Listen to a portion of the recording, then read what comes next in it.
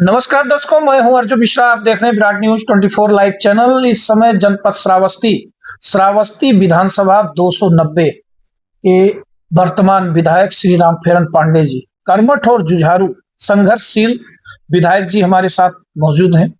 विधायक जी के ऊपर कुछ यहाँ के जो जिलाध्यक्ष कांग्रेस के लोगों ने आरोप लगाया था, तो इसी पर हमने कहा विधायक जी से समय लिया।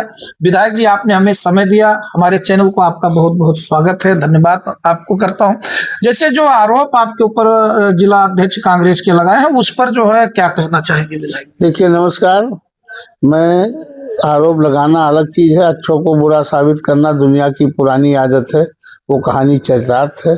और जिनके पास जो सब कुछ खो चुके हैं वो दूसरे के ऊपर आरोपें लगाना उनके पास बचा हो तो कुछ बचा नहीं है। इस टॉपिक में मैं नहीं जाना चाहता हूँ। उन्होंने जो आरोप लगाए हैं बिल्कुल निराधार और असत्य लगाए हैं। कहीं तो कहते हैं पुल को राम शिरोमणि ने बनवा दिया, कहीं कहते हैं फलाने ने बनवा दिया, पलटू राम ने बनवा दिया।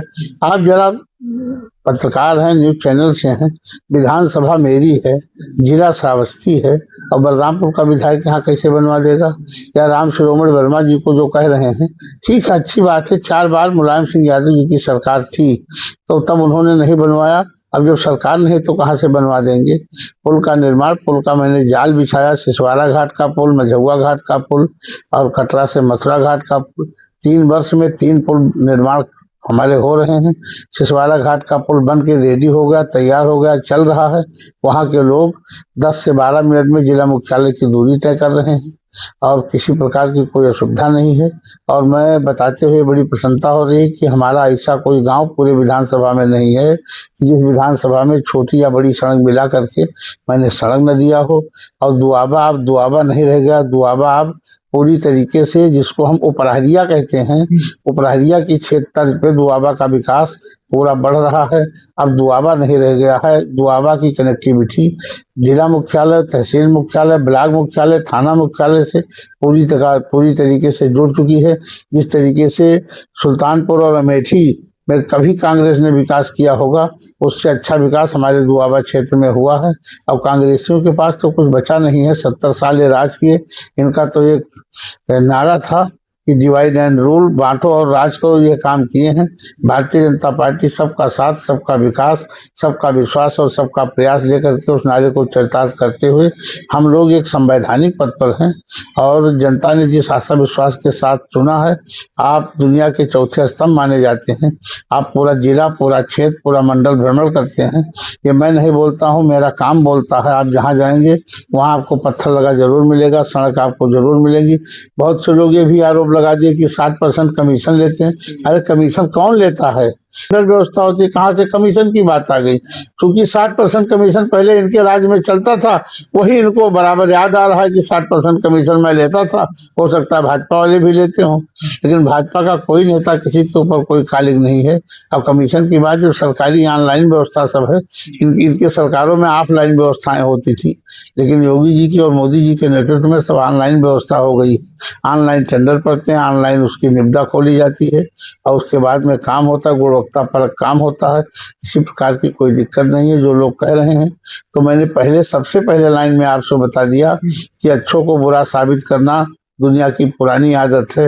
इन लोगों के पीठ में खुजली आ रही है क्योंकि कांग्रेस बिल्कुल सफा है, कहीं इसका नामो निशान नहीं है। और जो तत्कालीन, जो वर्तमान में जिलाध्यक्ष का पद पा गए हैं कांग्रेस का, जीवन में पहली बार पद पा गए हैं। मैं भी 3 बार जिलाध्यक्ष रहा हूँ भारतीय जनता पार्टी का। किसी संवैधानिक पद वाले व्यक्ति के खिलाफ मैंने कोई कीचड़ नहीं उछाला। वो चाहते हैं कि किसी तरीके से हम बोले तो हम हाईलाइट हो जाए। हाईलाइट अपने कर्मों से आदमी होता है, उन्माद फैलाने से नहीं होता। इससे जो लोग सभ्य और समझदार लोग हैं, वो तो अपने आप में क्या किस नजरिया से देखते होंगे, ये मैं नहीं कहूँगा, समाज उनको खुद जवाब दे देगी। हमें उनके ये किए गए वर्जन पे कोई वक्तव्य नहीं देना है। उनका विचार था, उनका अपना मत था, वो जो कहे हैं बड़ा अच्छा कहे हैं।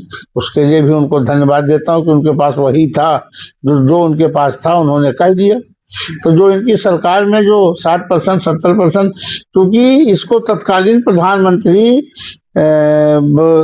राजीव गांधी जी कहते थे कि अगर मैं 100 रुपया भेजता हूँ तो नीचे पहुँचते पहुँचते 10 से 15 रुपया बचता है, बाकी बंदरबाट हो जाता है। ये राजीव गांधी के वर्जन है, आप लोग भी जानते हैं। तो उनको वही चीज याद है कि आज जो काम हो रहा है ये किस तरीके से हो रहा है, क्यों ऐसा हो रहा है। इन लोगों ने देश को बेचने का काम किया है और देश को खोखला बना दिया। और आज देश हमारा जो देश की 14वीं इकोनॉमी था, आज चौथी इकोनॉमी के रूप में हमारा पूरे विश्व में हमारा भारत देश खड़ा हुआ मोदी जी के नेतृत्व में। तो मोदी जी के नेतृत्व में और उत्तर प्रदेश हमारा योगी जी के नेतृत्व में पूरे देश में चौथे स्थान पर खड़ा हुआ है और $1 ट्रिलियन का प्रदेश हो चुका है। इसमें कोई अतिशयोक्ति नहीं है और कहने के लिए तो जो मर्जी हो कहते रहें, क्योंकि हमारे पास समय है जनता की अदालत में जाने का और समय आ गया है। फिर जनता सबक सिखा देगी कि कौन क्या किया है। मैं क्यों बोलूं। ऐसा कोई परिवार नहीं, ऐसा कोई घर नहीं जिस घर में मोदी जी की कोई ना कोई योजना न गई हो। लेकिन कहने के लिए तो जो मर्जी हो कह दे। पहले बाढ़ आती थी, बाढ़ चली जाती थी, 10 किलो गेहूं भी 1 महीने के बाद मिल जाता था। और आज अगर बाढ़ आती है तो तत्काल उन लोगों को 16 प्रकार की सामग्री योगी आदित्यनाथ जी देते हैं और सबको इतना राशन दे देते हैं कि एक आदमी उसको अपने सर पे नहीं ले जा सकता है, इतना राशन दे देते हैं। तमाम तरीके के हम लोग जब पढ़ाई पढ़ते थे, कांग्रेस की गवर्नमेंट थी तो स्कूलों में विद्यालय नहीं होते थे, पेड़ के नीचे पढ़ करके शिक्षा ग्रहण किया है। लेकिन आज कायाकल्प योजना के तहत योगी सरकार ने जिस तरीके से लपलपाती हुई चमचमाती हुई बिल्डिंगें, टाइल्स और बच्चों के पढ़ने के लिए जूता, मोजा, ड्रेस, फ्री में बैग, फ्री की पढ़ाई, मध्याह्न का भोजन, शौचालय, टॉयलेट सब बने हुए चमचमा रहे हैं, तो इन लोगों के पेट में खुजली हो रही है। और हमारा जो योगी जी की सरकार है, फिर योगी जी आपको मैं आज बता दूं, मैं कोई ज्योतिषी नहीं हूं, लेकिन 300 सीट से ऊपर आकर के उत्तर प्रदेश में 27 में अपना उपस्थिति दर्ज कराएंगे। आपने मेरा बाइट लिया, इसके लिए आपको बहुत बहुत धन्यवाद। आपको प्रणाम। हम आपके समय अभी इंड ना करें विधायक जी, जैसे कि हम थोड़ा आपसे चर्चा 1 मिनट का लेंगे। हाँ। चर्चा ये लेंगे, जैसे आप भी जानते हैं, यहाँ तमाम लोग जानते हैं, क्योंकि हम क्षेत्र में चलते हैं, लोगों ने मुद्दा उठाया तो हम ये सोचे कि आप सत्ता पक्ष के विधायक हैं, यहाँ पूरा कोई है नहीं, क्योंकि मुद्दा आप ही उठा सकते हैं विधानसभा में योगी आदित्यनाथ जी के पास। जैसा बेटियों की शिक्षा को लेकर हम लोगों ने, ये जनता यहाँ की मांग कर रही कि अगर हम अपनी बेटी को पढ़ाना है, अच्छी तकनीकी शिक्षा देना है, तो यहाँ कोई विद्यालय नहीं है। ऐसे में अगर विधायक जी आवाज उठाएं तो शायद हमारे मुख्यमंत्री जी इस आवाज को सुने। और यहाँ के देखिए, हमारे इकौना में महामाया डिग्री कॉलेज खुला हुआ है, जिसपे लड़कियों की बहुत अच्छी शिक्षा हो रही है। और रही बात गर्ल्स कॉलेज के लिए, मैंने विधानसभा में मुद्दा उठाया था कि गिलौला से इकौना के बीच में, चूंकि मैं विधानसभा के दायरे में हूँ, विधानसभा से इतर जा नहीं सकता, तो गिलौना और गिलौला के पास बीच में एक मलावा गांव पड़ता है, वहां पर मैंने गर्ल्स इंटर कॉलेज के लिए मांग किया है और उस पर कार्रवाई हो रही है। जैसा कि दर्शकों, विधायक जी आपने गिलौला का बाईपास दिलवाया। गिलौला का बाईपास दिलवाने के बाद जो है वहां की जनता में ये चीजें हैं कि विधायक रामफेरण पांडे जी वास्तव में एक प्रखर जो है विधायक, जिस प्रकार से कहा जाता है होना चाहिए, जैसे आपके सुविखा के और तमाम लोगों ने, हम गए थे तो उन्होंने कहा। तो विधायक जी आखिरी में इन जनता को, अपने लोगों को क्या संदेश देना चाहेंगे, क्योंकि आपका 2027 में चुनाव भी आ रहा है। देखिए, चुनाव मेरा नहीं आ रहा, हमारे जनता का आ रहा है चुनाव।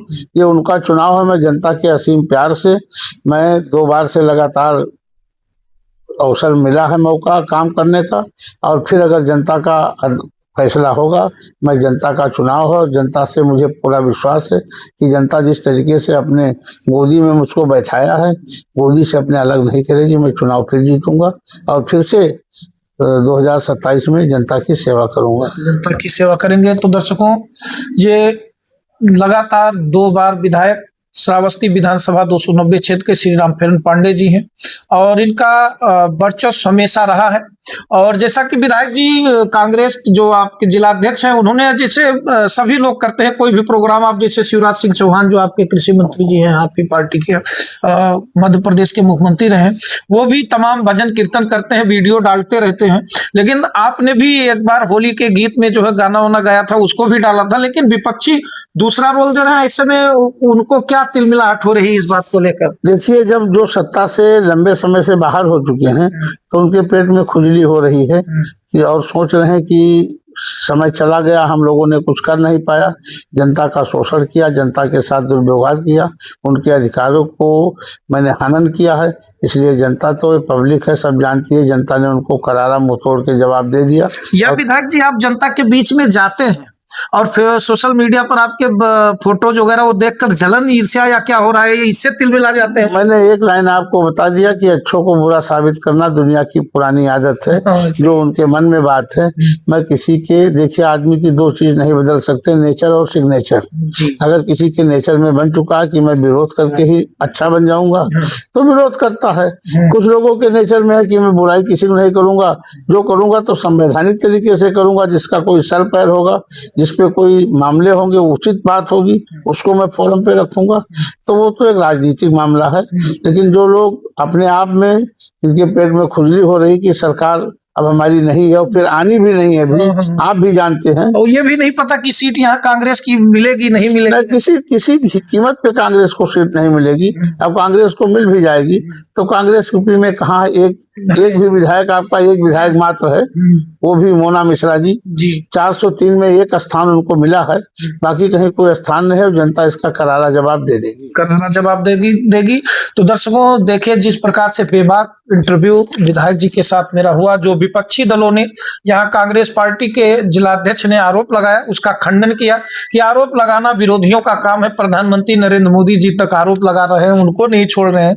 तो ऐसी दशा में जो काम करने वाला व्यक्ति है उस पर कहते हैं कि जब कोई चलता है, काम करता है, तो कुछ ना कुछ लोग विरोधी नहीं होते हैं। चाणक्य की नीति भी कहती है कि विरोधी अगर नहीं होगा तो आदमी सक्सेस नहीं होगा, सफलता नहीं पाएगा। तो चाणक्य की नीति पर भी विधायक जी ने उसी पर मोहर लगा दिया कि जब हम काम करते हैं और उसी पर कार्य करते हैं और लोग विरोध करते हैं, विरोध करना उनका काम है, हमारा काम है जनता के बीच में उनका सेवा करना।